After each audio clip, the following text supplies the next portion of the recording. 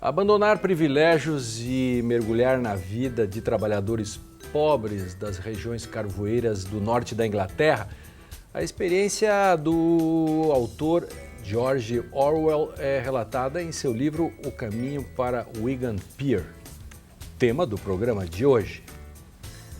Começa agora o Direito e Literatura. Fique com a gente.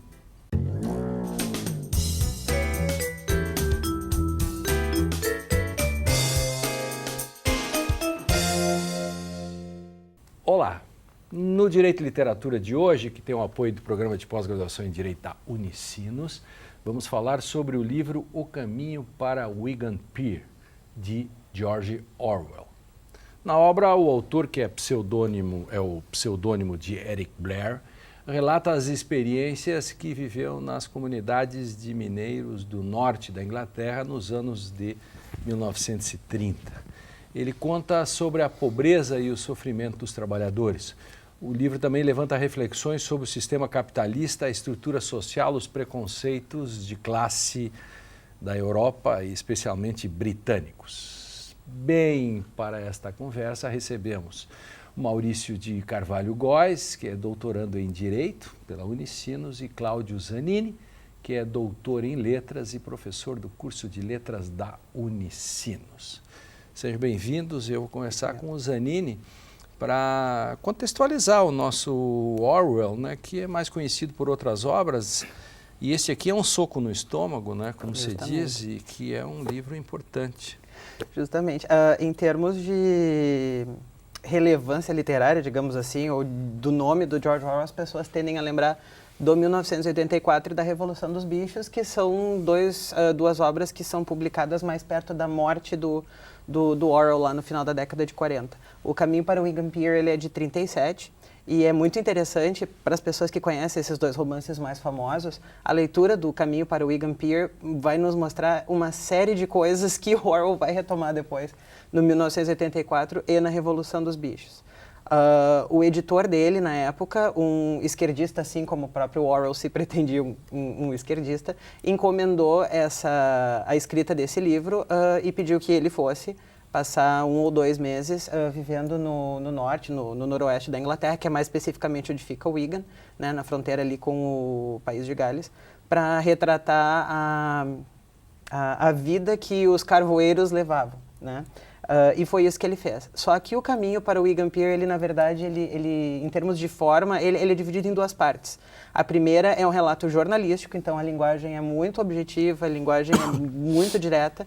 E a segunda vem o soco no estômago que tu te referiu antes, porque é onde ele vai fazer toda essa crítica ao sistema de classes, aos preconceitos que os britânicos têm, enfim, como a coisa ficou do jeito que ficou, e ele não poupa ninguém, ele inclusive não poupa nem os próprios socialistas. Nem os próprios socialistas, no sentido de mostrar que os socialistas, os tipos de socialista, quer dizer, e a própria alienação do trabalhador, né, quer dizer, também. Esses relatos assim me chocaram muito, né, que a vida de mineiro, todo esse problema do século XIX. E aqui já é século XX, quer dizer, se pegar as condições de trabalho no início do século XX, vai mostrar que a ideia de welfare state ainda estava longe. Justamente. Isso é uma coisa histórica, na verdade, né? Em termos de literatura, a gente pensa muito no Dickens, no Oliver Twist. Eu ia falar exatamente isso, Zanini, né? Dos filmes e dos livros. Que é, né, o que faz parte do imaginário das pessoas, só que é aquela coisa assim... Como se tudo fosse século XIX. Início da segunda fase da Revolução Industrial, Inglaterra vitoriana. Então eu acho que o Caminho para Wigan Pier também serve para mostrar que isso realmente não havia acabado. Perfeito. Bom... Maurício. Meus cumprimentos, Lênio, Sr. Zanini. Na verdade, meus cumprimentos aos telespectadores. Já foi bem contextualizada essa questão da abordagem do livro. O que mais me chamou a atenção, Lênio, Zanini, é o fato de que nós que somos professores de Direito do Trabalho, tanto graduação como pós-graduação, nós temos um esforço tremendo quando nas cadeiras de Direito do Trabalho 1, tu tentas explicar e justificar por que o direito do trabalho é protetivo. Aí tu tens que fazer o quê? Tu tens que te dirigir à gênese do direito do trabalho baseado na história.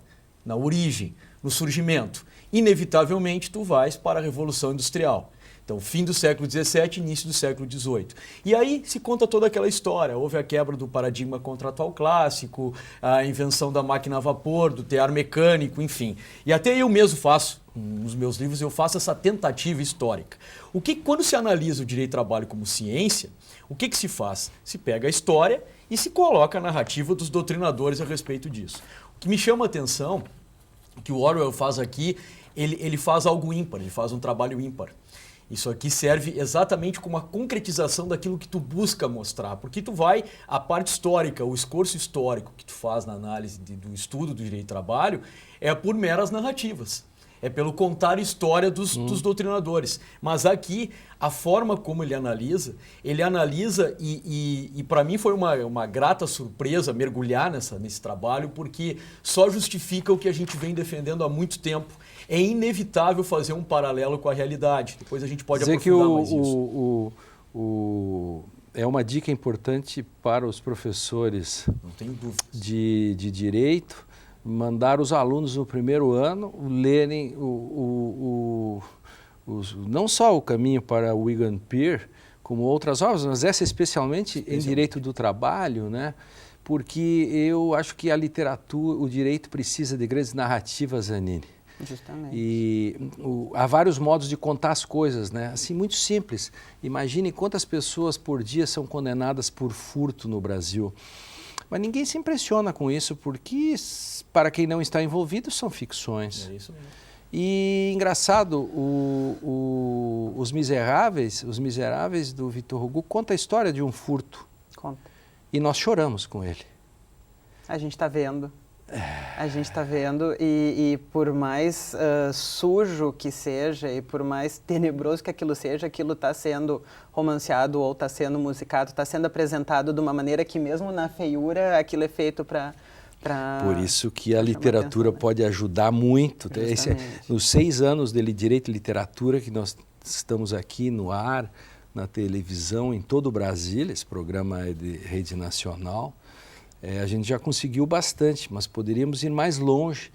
Por isso que a fala do Maurício, né, digamos, incentivando os professores, né, de trazer, porque eles vão...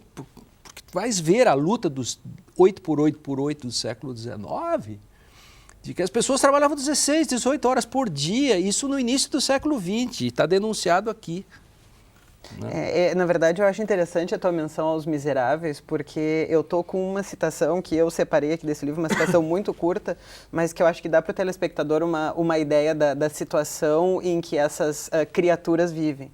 Então ele diz o seguinte: não era só a sujeira, os cheiros fétidos e a coisa nauseabunda, mas a sensação de decadência, de uma estagnação sem sentido, de ter descido a um lugar subterrâneo onde as pessoas se arrastam em círculos, como besouros negros dando voltas em uma confusão sem fim de empregos vagabundos e rancores mesquinhos. Gente... Então foi isso que ele viu, quer dizer... É terrível, é um soco no estômago. Sabes que eu consegui outro dia, eu vou escrever um texto sobre isso, eu usei a Santa Joana dos Matadouros, do Bertolt Brecht, em que ele conta isto, a degradação humana, e eu tive um caso concreto de um pai que abandona o filho. Mas ele foi absolvido porque eu uso Santa Joana dos Matadouros para mostrar este espiral da degradação humana. Até onde ele é levado. Que já não há mais limites. Eu acho que tem um aspecto que ressaltasse aqui, voltando um pouquinho até ao que tínhamos falado da questão de incentivar as pessoas, né? Até mesmo alunos de pós-graduação que buscam às vezes aprofundar ou entender algumas lógicas que não são esclarecidas na graduação.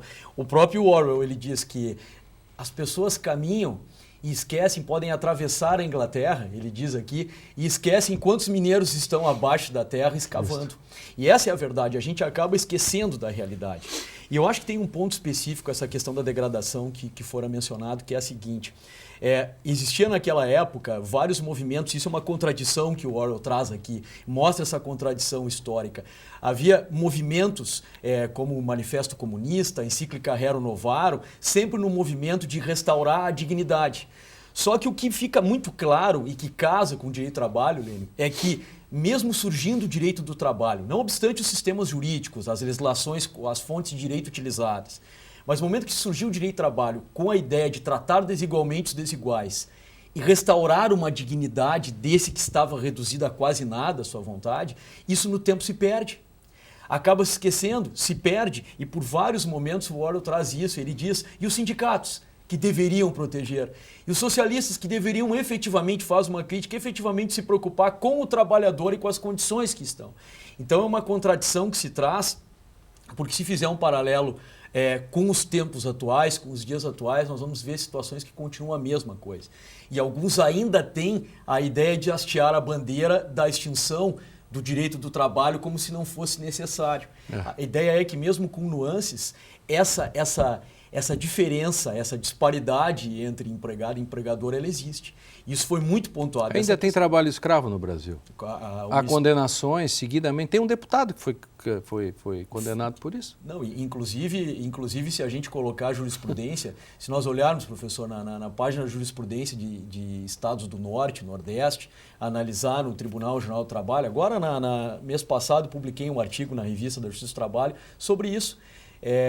As condições análogas a escravo em fazendas. É a mesma coisa, as pessoas buscando, fazendo suas necessidades fisiológicas no mato, as pessoas precisando buscar a sua própria água, seus documentos ficam retidos. Isso 2012, 2013, Ministério Público do Trabalho atuando cada vez mais nesse sentido. Ou 70, 80 pessoas trabalhando num espaço mínimo, fazendo peças de roupa para redes os bolivianos. Os bolivianos, justamente, ganhando Paulo. o quê? 5, 10 centavos por peça. Isso. Não sei como é que é o pagamento, mas é uma coisa ridícula. E as condições de trabalho mínimas, a questão de ambientes insalubres, em qualquer observância, condição. Eu ainda ontem brincava, estava lendo, ainda brinquei com minha esposa e disse assim, o Ministério Público do Trabalho faria uma festa nessa época aqui. Sem dúvida. Nessas situações. Bom, pois a gente vai continuar logo depois. Preparem-se aí para a continuidade, porque esse livro, a gente está vendo, ele rende porque a transcendência dele, a atualidade dele, o mergulho no rio da história, e a gente emerge e vai ver que tudo tem a ver. E o nosso direito de literatura tem que fazer um rápido intervalo da modernidade, o tempo voa, mas volta, para continuar sobre O Caminho para Wigan Pier, de George Orwell. É um instante só, nós vamos dar uma trabalhadinha e já voltamos para trabalhar.